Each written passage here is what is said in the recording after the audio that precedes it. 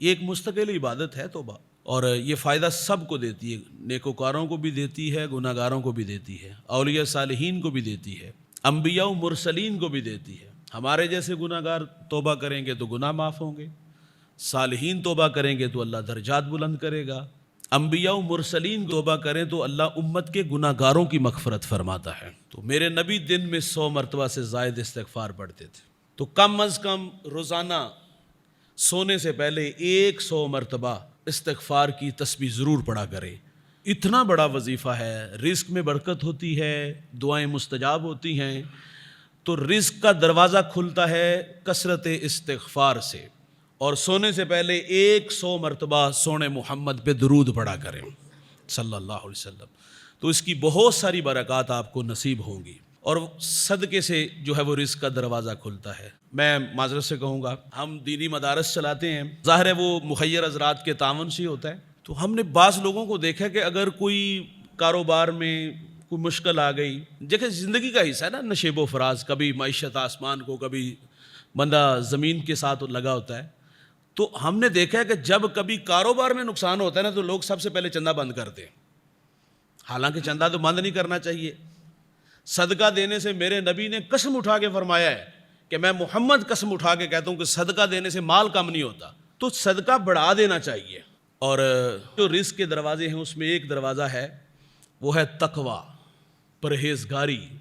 تقوی کسے کہتے ہیں؟ جہاں اللہ آپ کو بلائے وہاں حاضر ہو جاؤ، اور جہاں سے اللہ ہمیں منع کرے ہم وہاں سے منع ہو جائیں، اسی کو تقوی کہتے ہیں۔ تقوی کسے کہتے ہیں؟ کہ عمل کرو اور اللہ سے ڈرتے رہو۔ جو پرہیزگار لوگ ہوں گے، شب زندہ دار ہوں گے، اللہ ان کے رزق میں برکت عطا فرمائے گا۔ رزق کا ایک دروازہ ہے جی صاحب، کمزوروں کے ساتھ صلہ رحمی۔ وہ کمزور آپ کا بھائی ہے، کمزور آپ کی بہن ہے، کوئی بھی ہے آپ کے ساتھ جڑے ہوئے جو رشتے ہیں، تو ان کے ساتھ صلہ رحمی کرو گے تو اللہ رزق میں برکت دے گا۔ رزق کا ایک دروازہ ہے جی، وہ ہے توکل، بھروسہ، کہ توکل صرف اللہ پہ کرنا ہے۔ اللہ سے مانگنا چاہیے، لوگوں سے نہیں مانگنا چاہیے۔ لوگوں سے مانگیں گے تو بھائی جان سوال کرنے سے میرے نبی نے فرمایا تھا کہ بندہ ذلیل ہو جاتا ہے، اور محتاجی بھی ختم نہیں ہوتی۔ اور لوگوں سے مانگیں گے تو لوگ دے کے ذلیل کریں گے، اللہ سے نہ مانگے تو اللہ ناراض ہوتا ہے۔ مانگنا صرف اللہ سے چاہیے، اور جو اللہ سے مانگتا ہے اللہ انہیں رزق وہاں سے عطا فرماتا ہے جہاں انسان کا وہم اور گمان بھی نہیں جاتا۔ شکر کرنے سے بھی رزق بڑھتا ہے، جس حال میں بھی اللہ رکھے۔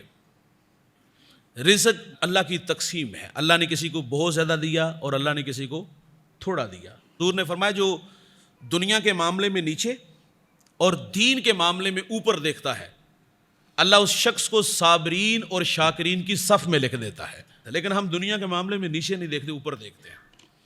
بھائی جان جب اوپر دیکھنے کا مزاج ہوگا، عرب کیا کھرب پتی بھی ہو جائیں گے تو تسکین کے قافلے نہیں اتریں گے، اذیت میں رہیں گے، دکھی رہیں گے۔ اور اگر نیچے دیکھنے والا مزاج ہوگا تو تسکین کے قافلے، وہ ساگر نے کہا تھا نا کہ گھر شکستہ صحیح مگر اپنا تو ہے، تو شکر کے جذبے اللہ ہم سب کو نصیب فرمائے۔ رزق کا دروازہ کھلتا ہے بھائی جان گھر میں مسکرا کے داخل ہونے سے۔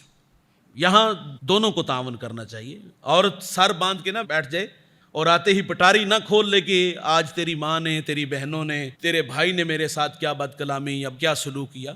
وہ تو بیچارہ سارا دن کا تھکا ہارا آیا ہے، اور آ کر کے خاتون خانہ کو اس حالت میں دیکھے گا تو مسکراہٹ کہاں سے ہوگی؟ اور اگر وہ سارا دن اس کے انتظار میں بیٹھی ہے اور وہ جتنا مرضی تھکا آ رہا ہے، لیکن گھر میں جب وہ مسکرا کے داخل ہوگا تو اس وقت گھر کا ماحول خوبصورت لگے گا۔ لیکن بعض لوگ ہم نے ایسے بھی دیکھے ہیں، شاید ان کی زندگی میں مسکراہٹ ہے ہی نہیں۔